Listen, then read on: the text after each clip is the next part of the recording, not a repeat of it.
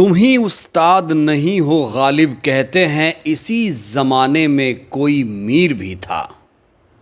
जिस इज़राइल ने नरसंहार किया, हज़ारों बच्चों को बेरहमी से मार डाला, शरणार्थियों पर हमला किया, स्कूलों अस्पतालों को उड़ा दिया, वो इज़राइल बोल रहा है कि ईरान युद्ध की नैतिकता का उल्लंघन कर रहा है, क्योंकि इज़राइल को उम्मीद नहीं थी कि ईरान उस पर इस तरीके से बमबारी करेगा कि ईरान ऐसी मिसाइलें और बम बनाकर बैठा हुआ है। ईरान ने इज़राइल की रूह कपा दी और इस समय इज़राइली पीएम नेतन्याहू भागा भागा फिर रहा है, बाप बाप चिल्ला रहा है।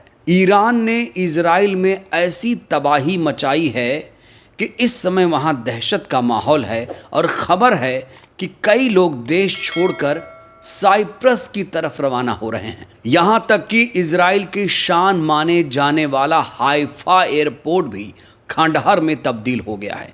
तो किस तरीके से ईरान ने इज़राइल में तबाही मचाई है, एक एक करके दोस्तों मैं आपको वीडियो दिखाने जा रहा हूँ। ईरान इज़राइल पर इतना ज़्यादा डोमिनेट हो गया कि अब लोग ये कहने लगे हैं कि अमेरिका नहीं, ईरान सुपर पावर है, क्योंकि इसने इज़राइल के साथ साथ अमेरिका की भी कड़ी निकाल दी है। दोस्तों ये तस्वीर देखिए, आप इन तस्वीरों को देखिए, ये इज़राइल की तस्वीरें हैं, झंडा लगा हुआ है इज़राइल का। देखिए वहाँ पर किस तरीके से भगदड़ मची हुई है, किस तरीके से शहर धू धू करके जल रहा है। और इससे भी भयानक तस्वीर यहाँ सामने आ रही है, जहाँ पर इज़राइली अब धीरे धीरे देश छोड़ रहे हैं। इज़राइल देश के लोगों का साइप्रस देश की तरफ पलायन शुरू हो चुका है। इतना ही नहीं, इज़राइल ने ईरान के इस्फान में स्थित परमाणु स्थल को भी तबाह कर दिया है। ये तस्वीरें आप देख सकते हैं, यहाँ धुआं धुआं उठा हुआ है और ये तस्वीरें बता रही हैं कि काफ़ी ज़्यादा तबाही, काफ़ी ज़्यादा इज़राइल को इससे नुकसान हुआ है। यहाँ तक कि इज़राइल का एयर डिफेंस सिस्टम ड्रोन को रोकने में अब असफल हो रहा है। तब इज़राइल का हेलीकॉप्टर ईरानी ड्रोन को मार कर गिराने के लिए उसका पीछा भी करता है। ये तस्वीर भी आप देख लीजिए। और कहा जा रहा है कि इज़राइल से संघर्ष के बीच ईरान में भूकंप के 2 झटके हुए हैं और लोग कह रहे हैं कि कहीं इसका संबंध परमाणु गतिविधियों से तो नहीं है। इससे पहले ईरान ने मोसाद बिल्डिंग को भी तबाह किया था और अब इज़राइल के गृह मंत्रालय बिल्डिंग को भी उड़ा दिया है ईरान ने।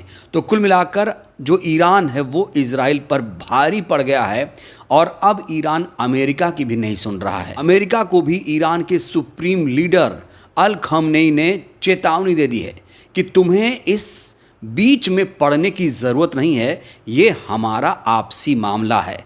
बहुत तुमने हथियार बेच लिए, बहुत तुमने देशों को लड़ाया, बहुत तुमने लोगों का इस्तेमाल किया, लेकिन ये इज़राइल जिसने बच्चों को मारा, नरसंहार किया फ़िलिस्तीन गाज़ा में, अब इस इज़राइल को हम तबाह करके भी दम लेंगे। तो कुल मिलाकर ईरान इस समय भारी पड़ता हुआ नज़र आ रहा है।